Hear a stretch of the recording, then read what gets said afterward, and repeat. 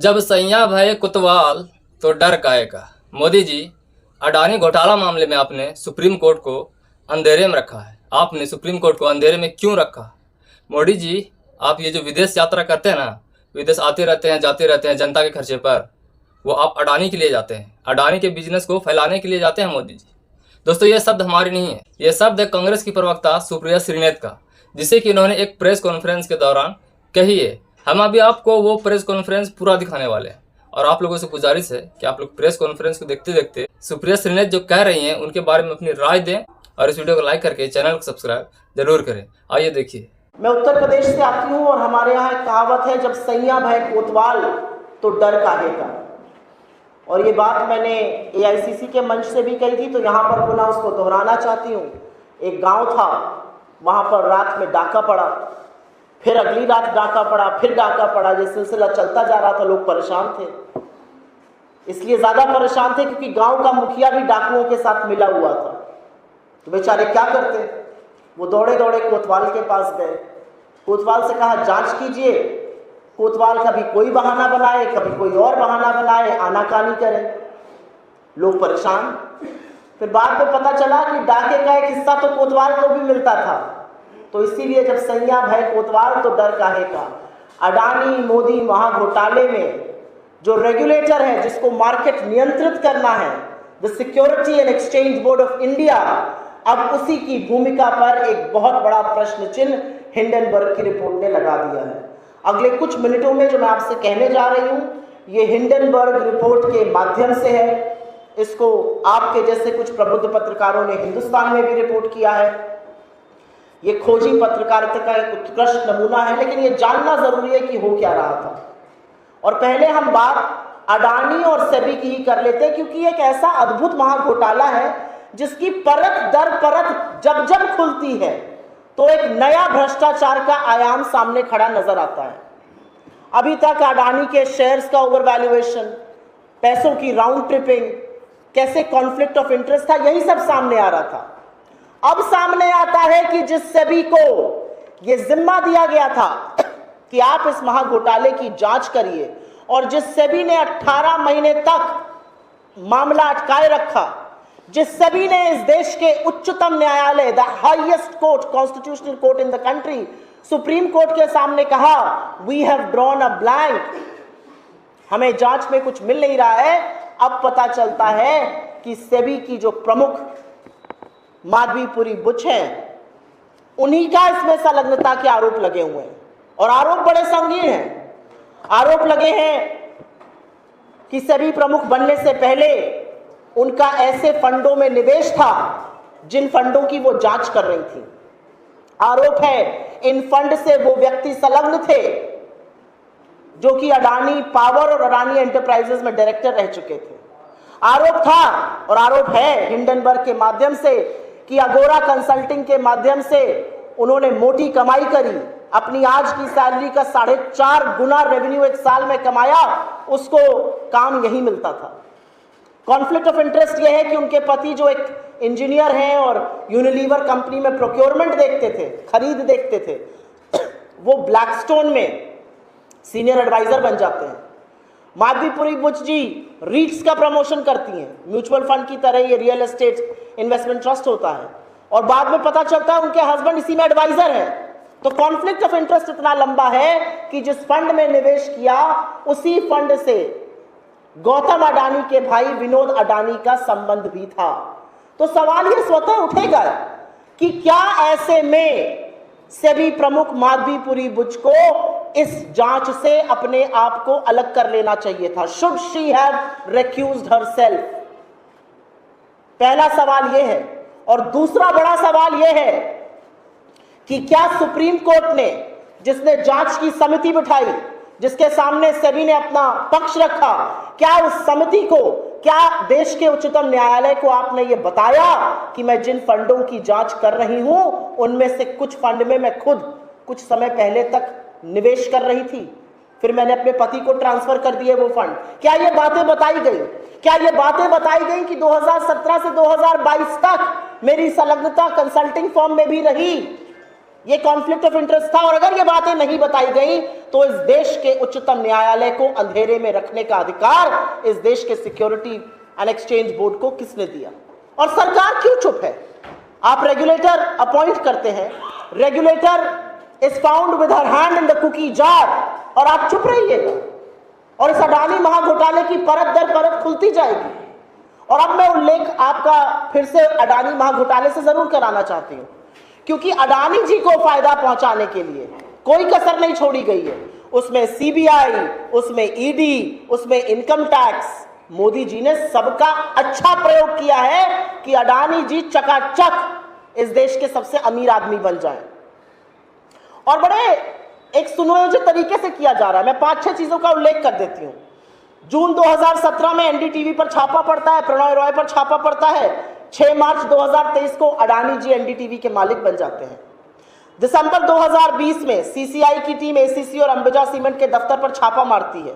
सितंबर 2022 में अडानी समूह अंबुजा सीमेंट को अधिग्रहित करके अब देश की दूसरी सबसे बड़ी सीमेंट कंपनी बन जाती है। ईडी मुंबई एयरपोर्ट में रेड्डीज जीवीके समूह पर छापा मारती है, उनको नोटिस भेजती है। 2020 में 2021 में मुंबई एयरपोर्ट अडानी एयरपोर्ट बन जाता है। आयकर अधिकारी नोएडा में क्विंट के दफ्तर पर छापा मारते हैं 2018 में, और 2023 में 5 साल के अंदर अडानी 48 करोड़ रुपए में क्विंट का बिजनेस खरीद लेते हैं, जो मीडिया कंपनी है। नेल्लोर कृष्णापट्टनम पोर्ट में आयकर अधिकारी की छापेमारी होती है 2018 में, और 2020 में अडानी पोर्ट्स और एसईजेड कृष्णापट्टनम का अधिग्रहण कर लेता है। अल्ट्राटेक सीमेंट, जो कुमार मंगलम बिरला की कंपनी है, और इंडिया सीमेंट्स का अधिग्रहण करने में अडानी को पीछे छोड़ दिया। 27 जून 2024 में 8 साल की जांच के बाद अब सीबीआई ने आदित्य बिरला समूह को हिंडाल्को पर भ्रष्टाचार का मामला दर्ज कर लिया। तो या तो आप डराकर, धमकाकर, ईडी, सीबीआई, इनकम टैक्स की छापे मरवाकर वो स्थानांतरण करा रहे हैं, कौड़ियों के दाम पर बिजनेस बेचे जा रहे हैं अडानी जी को, या अगर किसी ने उनसे बेटर सौदा करके बिजनेस खरीद लिया जिस रेस में अडानी जी भी थे, तो अब आपके पीछे सीबीआई, ईडी, इनकम टैक्स पड़ जाएगी। क्योंकि आगे के लिए अगर अडानी जी ने किसी पर नजर डाली है तो खबरदार, उस बिजनेस की तरफ आपने आंख उठाकर भी देखा। यह संदेश नरेंद्र मोदी इस देश के अधिकांश कारोबारियों को देना चाह रहे हैं, और यह दुरुपयोग है। आप सिर्फ ईडी, सीबीआई, इनकम टैक्स विपक्ष के खिलाफ नहीं, अपने खिलाफ हर उठती आवाज की मुखालफत में नहीं, उनके मुखालफत में भी खड़ा करते हैं जहां अडानी जी को बिजनेस से खतरा है। एसबीआई और एलआईसी सरकारी संस्थान, इन्होंने कैसे इन्वेस्ट किया, ये सारी बातें सार्वजनिक रूप से हैं। लेकिन उन्होंने अडानी के कॉपर प्लांट का, नवी मुंबई में एयरपोर्ट का और यूपी में एक्सप्रेसवे का सारा ऋण इन्होंने दिया। एफपीओ में इन्होंने खरीद इसलिए करी क्योंकि अडानी के पास इन्वेस्टर्स नहीं आ रहे थे। ये सरकारी कंपनियां हैं, किसकी जवाबदेही है? 30 करोड़ पॉलिसी धारक है, 45 करोड़ एसबीआई के अकाउंट होल्डर हैं। इनकी जवाबदेही गौतम अडानी की है या नरेंद्र मोदी की है? क्योंकि सरकार इसमें मेजॉरिटी शेयर होल्डर है। सारी की सारी विदेश नीति अडानी जी के लिए बन रही है भाई। सैया भाई कोतवाल, तो डर काहे का? तुझे जो है पसंद वही बात करेंगे। श्रीलंका गए तो श्रीलंका में पोर्ट टर्मिनल में गवर्नमेंट टू गवर्नमेंट सौदा बताने लगे, वो अडानी जी को मिल जाता है। श्रीलंका में ऊर्जा का सौदा था, वहां के मंत्री ने ऑन रिकॉर्ड कहा कि मेरे ऊपर प्रेशर था कि वो अडानी ग्रुप को दिया जाए। बांग्लादेश गए, वहां पर अडानी को बिजनेस मिल गया। अब कानून बदलकर जो बांग्लादेश को बिजली की आपूर्ति के लिए झारखंड में बिजली पैदा की जा रही थी, वो अब इंडिया में भी बेची जाएगी। हर कानून सिर्फ अडानी जी के लिए बदला जाएगा। इजराइल गए, अडानी जी को बिजनेस वहां का लेकर चले आए, वहां का पोर्ट अब अडानी जी संभालेंगे। क्यों? बाकी देश के कारोबारी क्या करेंगे? सरकारी कंपनियां क्या करेंगी? बाकी प्राइवेट कंपनियां क्या करेंगी? तो पूरी तरह से जो फॉरेन इन्वेस्टमेंट है, जो फॉरेन नीति है हमारी, जो फॉरेन पॉलिसी है, जो डिप्लोमेसी है, वो अडानी जी को बिजनेस दिलाने में है। और कागज उठाकर देख लीजिए, या तो वो मोदी जी के साथ गए, उनको धंधा मिला, या मोदी जी गए वापस आए, अडानी जी गए, उनको धंधा मिल गया। तो मोदी जी क्या विदेश की यात्राएं अडानी जी को धंधा दिलाने के लिए करते हैं? एक ये भी सवाल है। एक सवाल यह है कि मनी लॉन्ड्रिंग की बहुत बड़ी बड़ी बातें आई थी, बहुत हस्तांतरण हुआ, बहुत बातें आई कि नीति आयोग ने फाइनेंस मिनिस्ट्री की एक डिवीजन ने कहा कि 5 और 6 एयरपोर्ट, 5-5, 6-6 एयरपोर्ट एक व्यक्ति को मत दीजिए, उसको दरकिनार किया गया, एयरपोर्ट दे दिए गए। कहा गया पोर्ट मत दीजिए, सरकार के कुछ अंगों ने इसकी मुखालिफत की, जी नहीं, अडानी जी को पसंद आ गए, सारे पोर्ट उनको दिए जाएंगे। तो सवाल आज इस बात का है कि अडानी की जांच आखिर कौन करेगा। सवाल इस बात का है कि जब वो कोयला ला रहे थे और कोयले का दाम 10-10 गुना बढ़ जाता था हिंदुस्तान पहुंचते पहुंचते, और सरकार को चूना लगाया जा रहा था, और जब डीआरआई ने ये चोरी पकड़ ली तो DRI, directorate of revenue intelligence, के हाथ किसने बांधे और किसने मना किया, किसने बोला अपनी जांच पर बैठे रहिए, ये आपका काम नहीं है। आज सवाल इस बात का भी है, राजस्व को घाटा हुआ। राजस्व क्या है? ये हमारा आपका टैक्स पेयर्स का पैसा है। जो 2 रुपए की चीज थी वो 20 रुपए में बेची जा रही थी, लेकिन मोदी सरकार को कोई फर्क नहीं पड़ रहा था। तो अब सवाल इस बात का है कि अडानी की जांच कौन करेगा। अडानी महाघोटाले में जो शेयर मार्केट की जांच थी वो सेबी को करनी थी। सेबी की कलई हिंडनबर्ग की रिपोर्ट ने खोल दी है। माधवीपुरी बुच ने यह माना है कि हां मेरा निवेश था, तो अगर आपका निवेश था तो आपने यह खुलासा सुप्रीम कोर्ट में क्यों नहीं किया। डीआरआई ने रिपोर्ट में कहा है कि हां पैसा बढ़ाकर लिया जा रहा था, सरकार को चूना लगाया जा रहा था, उसका क्या दंड मिल रहा है अडानी जी को। राउंड ट्रिपिंग के जो चार्जेस थे उसकी जांच कौन कर रहा है। सेबी ये कहकर तो हाथ से पलड़ा नहीं झाड़ सकती कि we have drawn a blank. तो आज सवाल इस बात का है कि प्रधानमंत्री कब तक चुप रहेंगे, प्रधानमंत्री अडानी को कब तक बचाएंगे, प्रधानमंत्री कब तक खैर मनाएंगे। सवाल इस बात का है। सवाल इस बात का है कि इतने जबरदस्त कॉन्फ्लिक्ट ऑफ इंटरेस्ट के बाद माधवीपुरी बुच का अभी तक इस्तीफा क्यों नहीं लिया गया। सवाल इस बात का है कि कल को अगर निवेशकों को नुकसान होगा तो उसकी भरपाई कौन करेगा। उसका जिम्मेदार माधवीपुरी बुच होंगी, सरकार होगी, मोदी जी होंगे या गौतम अडानी होंगे। और एक सबसे बड़ी बात यह है कि क्या सुप्रीम कोर्ट को इस मामले में जो तथ्य सामने आ रहे हैं उसको देखते हुए उसके मद्देनजर स्वतः संज्ञान नहीं लेना चाहिए। इस मंच से कांग्रेस पार्टी की विशेष अपील है कि इस पूरे प्रकरण का, इस पूरे मामले को एक बार दोबारा से खंगालने की जरूरत है, एक बार दोबारा से देखने की जरूरत है, क्योंकि जो डिसीजन सुप्रीम कोर्ट ने लिया था वो सेबी के एडमिशन पर लिया था, और सेबी ने सुप्रीम कोर्ट को अंधेरे में रखा, उनको पूरा सच नहीं बताया गया, उनको कॉन्फ्लिक्ट ऑफ इंटरेस्ट से अवगत नहीं कराया गया। हमारा अपना मानना है कि अडानी महाघोटाले में लिप्त नरेंद्र मोदी इसकी जांच नहीं कर सकते हैं।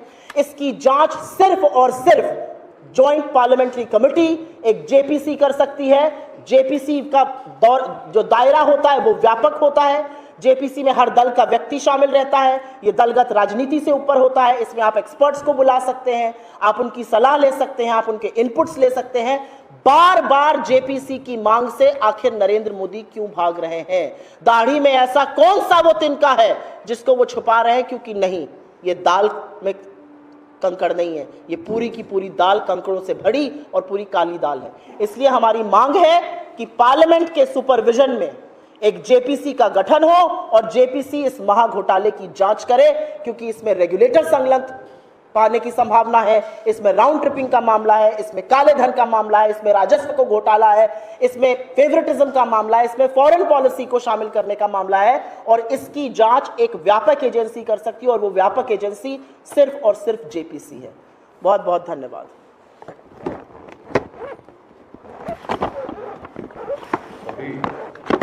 सम्मानित पत्रकार साथियों के समक्ष बहुत विस्तार से मैडम सुप्रिया सिन्हा जी ने हिंडनबर्ग रिपोर्ट पर आधारित जो खुलासा था, किस किस तरह से भ्रष्टाचार है, कहाँ कहाँ किस तरह का आपस में साझेदारी भागीदारी है, उसको एक्सपोज किया।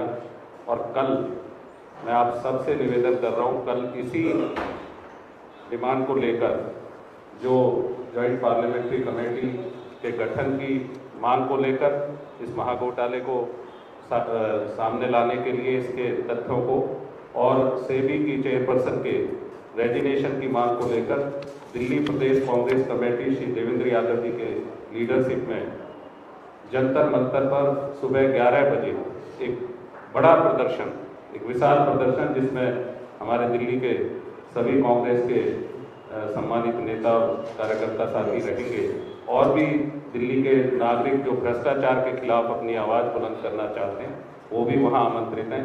तो आप सबसे मेरी एक निवेदन है कि कल इसको कवर करने के लिए भी अपना समय दीजिएगा, और इस प्रेस वार्ता में आपका धन्यवाद करते हुए मैं आप सबसे विशेष निवेदन कर रहा हूं कि ग्राउंड फ्लोर पर लंच की व्यवस्था ठीक है, सवाल नहीं है कोई। सवाल मैं एक आपके लंच की व्यवस्था है, उसमें आप 1 to 1 और 10 जो भी आप लीडरशिप के साथ करना चाहें वो करें।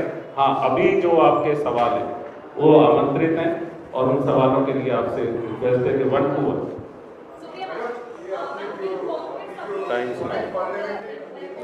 एक व्यक्ति पूछे तो मैं जरूर जवाब दूंगी, दोनों लोगों का जवाब देके जाऊंगी। जी बोलिए।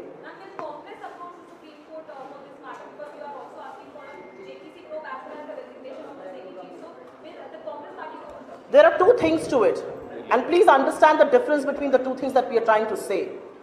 This scam is so deep-rooted, and this scam spreads across sectors.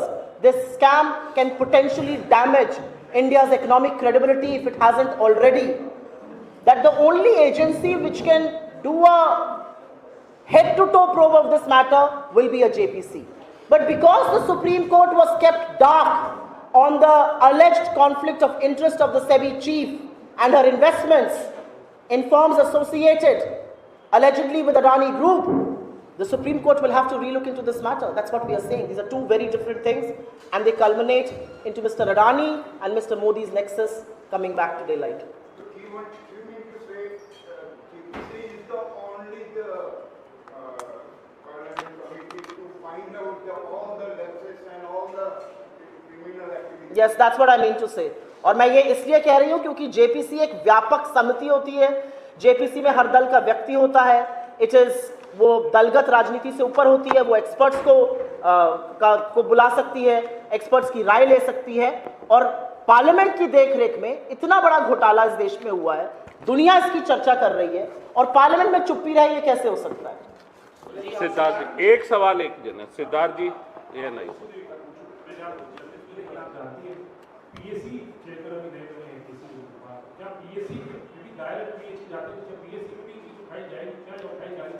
देखिए, हमारे सामने सारे मुद्दे खुले हुए हैं, हमारे सामने सारे रास्ते खुले हुए हैं। हमारे सामने एक रास्ता है कि हो सकता है हमारे पीएससी चेयरमैन इसको देखें। हमारे सामने ये रास्ता है कि हम सदन में फिर से इस पर जेपीसी की मांग करेंगे। इस देश में किसी को रत्ती भर संदेह नहीं है कि घोटाला हुआ है। तो अब लोग पूछ रहे हैं कि इस घोटाले की जांच कौन करेगा? आपने सेबी को दिया, सेबी की चीजें आ गई सामने, सेबी ने झूठ बोला, पूरा सच नहीं बताया सुप्रीम कोर्ट को इस रिपोर्ट के मुताबिक। तो इसकी जांच कौन करेगा? और सेबी का भी जो एक दायरा होता है वो व्यापक नहीं है, वो स्टॉक मार्केट मैनिपुलेशन का, स्टॉक ओवर मैनिपुलेशन की बातें कर सकता है। पूरी व्यापक जांच करना जेपीसी का काम है। हम जेपीसी की मांग करेंगे और जैसा कि आपने कहा, क्योंकि वेणुगोपाल जी अब पीएससी के चेयरमैन हैं, जो सर्वसम्मति बनेगी, जो ठीक लगेगा पार्टी को, इंडिया गठबंधन को, हमारे सामने सारे रास्ते खुले हैं। राजेंद्र सुप्रीम कोर्ट को ऑर्डर लेना चाहिए कि इतने व्यापक पैमाने पर सब हर तरफ से हो रहा है, जेपीसी का अगर वो मांग नहीं मानते हैं तो क्या कोई पार्टी आप सुप्रीम कोर्ट में जा सकते हैं? मेरा अपना मानना है कि सुप्रीम कोर्ट ने क्योंकि इस पर एक जजमेंट दिया है और अब ये पूरी तरह से साफ है कि सुप्रीम कोर्ट को की समिति के सामने जो लोग आए उन्होंने शायद पूरा सच नहीं बताया, उन्होंने शायद समिति के सदस्यों को अंधेरे में रखा, उन्होंने समिति के सदस्यों को शायद मिसलीड किया। तो अब मेरा मानना है कि सुप्रीम कोर्ट को ये तो कोर्ट की अवमानना का मामला बनता है एक्चुअली, तो सुप्रीम कोर्ट को स्वतः संज्ञान लेना चाहिए। मैं आप लोगों के सामने एक बात जरूर कहना चाहती हूँ, और ये सबके सामने सवाल आता है कि क्या आप लोग कोर्ट जाइएगा, क्या आप ये करिएगा। हम विपक्ष में हैं, हमारा काम है चुनी हुई सरकार को जवाबदेह बनाना, हमारा काम है सरकार को कटघरे में खड़ा करके वो सवाल पूछना तो देश की जनता उनसे पूछना चाहती है। लेकिन सरकार का भी तो कोई दायित्व है ना। आपका एक डिपार्टमेंट, आपका एक रेगुलेटर, आपका सबसे प्रिय पूंजीपति, उसके ऊपर इतने आरोप लगे और आप आंख मूंद कर क्या दिखा रहे हैं? राम जी जगत बना ही नहीं है, ये सब हुआ ही नहीं है, दुनिया इसके बारे में बात कर रही है। इस विश्व के 4 देशों में अडानी के खिलाफ जो है इस समय जांच चल रही है, हिंदुस्तान में कोई जांच नहीं होगी। तो सरकार का क्या दायित्व है? झुंझुना बजाना।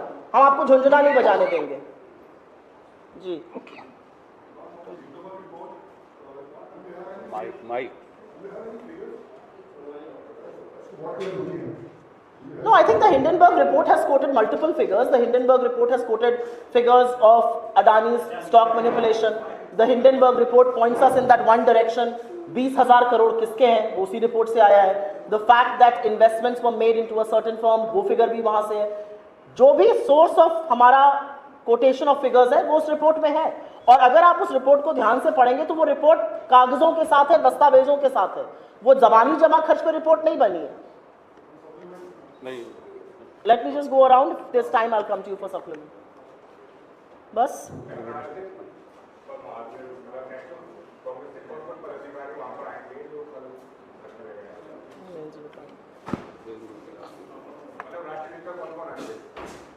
अभी सभी को इनविटेशन है, क्योंकि ये पूरे देश में होने जा रहा है, तो सभी लीडर्स अपने अपने स्टेट में भी पार्टिसिपेट करेंगे। लेकिन निश्चित ही ऑल इंडिया कांग्रेस कमेटी की तरफ से बहुत सारे सीनियर लीडर्स दिल्ली में जो भी उपलब्ध रहेंगे वो आएंगे। जी, सुप्रीम कोर्ट के फैसले के खिलाफ कई SC/ST संगठनों द्वारा भारत बंद बुलाया गया है। भारत बंद को लेकर कांग्रेस का क्या स्टैंड है? हमारा हर चीज को लेकर एक स्टैंड है कि इस देश का सबसे पवित्र टेक्स्ट ये कॉन्स्टिट्यूशन ऑफ इंडिया है, और इसको इतर रखकर अगर सरकार कोई काम करेगी तो हम सरकार का पुरजोर विरोध करेंगे।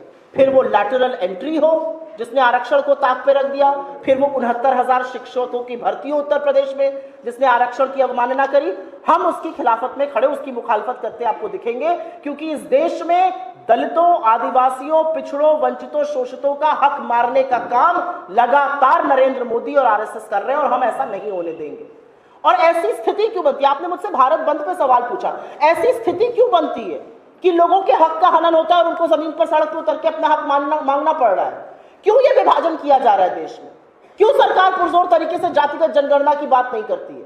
अपने ऑफिशियल हैंडल से भारतीय जनता पार्टी जातिगत जनगणना का विरोध करती है। मैं आज इस मंच से पूछती हूं कि क्या JP नड्डा और नरेंद्र मोदी इस बात का जवाब देंगे कि आप जातिगत जनगणना के खिलाफ हैं या उसकी मुखालफत करते हैं? जो भी व्यक्ति इस मांग को उठा रहा है, हमारा साथ उसके साथ है, लेकिन सवाल इस बात का है सरकार का क्या मत है, सरकार ये स्थिति क्यों आने दे रही है? और सरकार के कुछ घटक दल ये जो मीठा मीठा इसका विरोध कर रहे हैं, नहीं चलेगा। या तो खुलकर विरोध करिए, संविधान के खिलाफ जो काम हो रहा है, आरक्षण के खिलाफ जो काम हो रहा है, इधर उधर की बातें मत करिए। बस हो गया। एक सवाल किसान नेता राकेश कहते हैं, उन्होंने एक बड़ा बयान दिया है और उन्होंने कहा कि पिछली बार किसानों का ट्रैक्टर लाल किले की तरफ चला गया था। अगर 25 लाख किसान उस दिन संसद चला गया होता तो उसी दिन बांग्लादेश हो जाता भारत में, और अगली बार अगर नहीं, मुझे नहीं लगता। मुझे लगता है कि इस देश में लोकतंत्र की जड़ें बहुत मजबूत है।